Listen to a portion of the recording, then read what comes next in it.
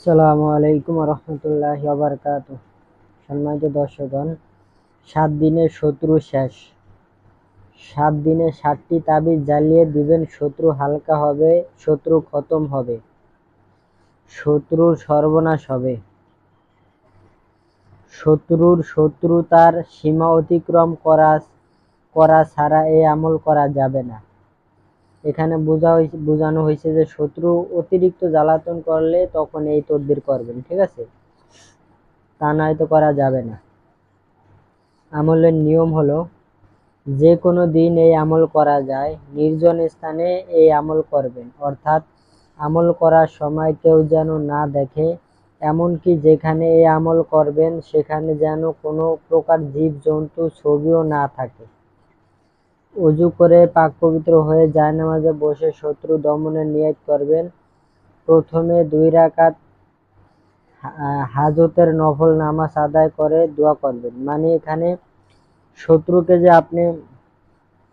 যে উদ্দেশ্যে আপনি তদবিরটা করতেছেন, এই উদ্দেশ্যে ওই শত্রুকে ধ্বংস বা শেষ করার উদ্দেশ্যে নিয়ত করে আপনি 2 রাকাত নফল নামাজ আদায় করে আল্লাহর কাছে দোয়া করবেন,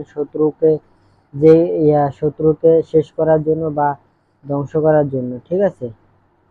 দোয়া করবেন, হে আল্লাহ, শত্রু দমনের উদ্দেশ্যে যে আমল করতে যাচ্ছে তা যেন সফল হয়, এভাবে দোয়া করবেন।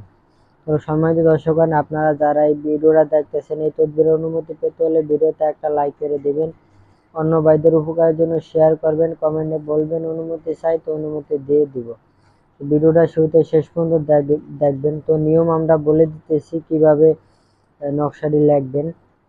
7টি ছোট সাদা কাগজে মেশক জাফরান কালি দিয়ে এখানে যে নকশাটি দেখতে পাইতেছেন এই নকশাটি লিখবেন,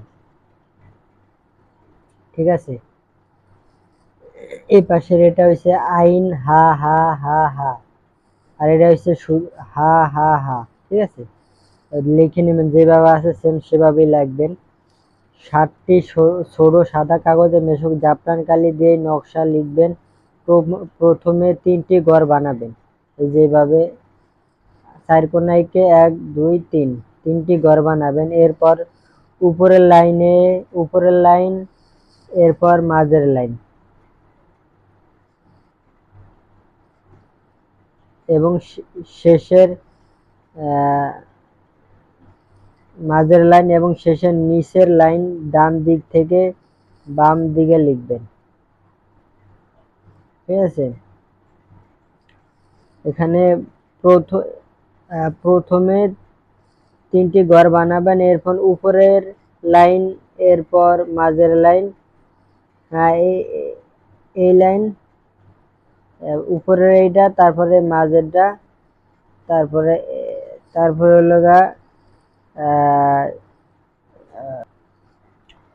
তো এখানে বোঝানো হয়েছে যে নকশাটা যখন ঘর আঁকবেন প্রথমে এটা লিখবেন, এটা লিখবেন, পরে এটা, তারপরে এই 3 নাম্বার ঘরের এই নিচের এই আলিফ লিখবেন, ঠিক আছে?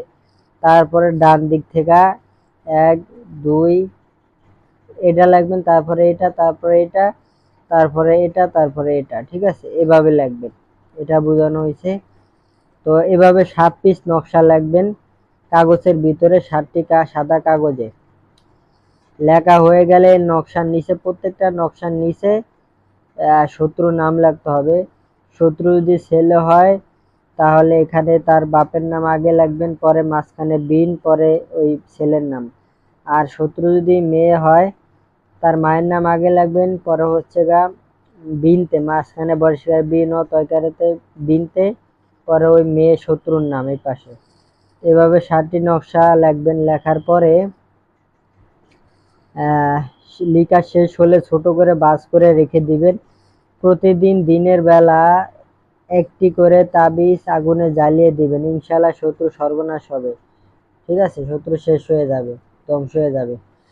তো দুপুর 12টা বাজে বা 12টার দিকে প্রতিদিন একটা করে নকশা জ্বালিয়ে দিবেন। 7 দিনে 7টি নকশা যখন জ্বালাইবেন আপনি মনে মনে কল্পনা করবেন যে আমি শত্রুকে শেষ করে দিতেছি, ধ্বংস করে দিতেছি, বরবাদ করে দিতেছি, ঠিক আছে? এভাবে নিয়ত করবেন।